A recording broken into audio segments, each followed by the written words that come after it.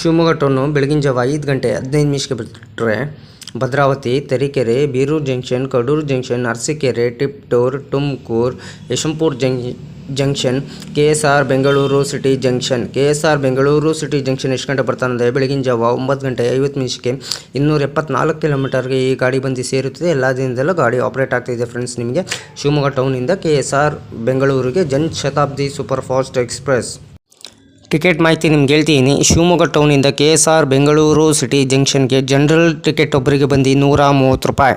Total distance ಬಂದು 274 kilometre. Average speed ಬಂದು 60 kilometre per ಅವರ್ಗೆ. ಮ್ಯಾಕ್ಸಿಮಮ್ ಸ್ಪೀಡ್ ಬಂದು 110 ಕಿಲೋಮೀಟರ್ ಪರ್ ಅವರ್ಗೆ. ರಾಕ್ ಟೈಪ್ ಬಂದು LHB ಫ್ರೆಂಡ್ಸ್.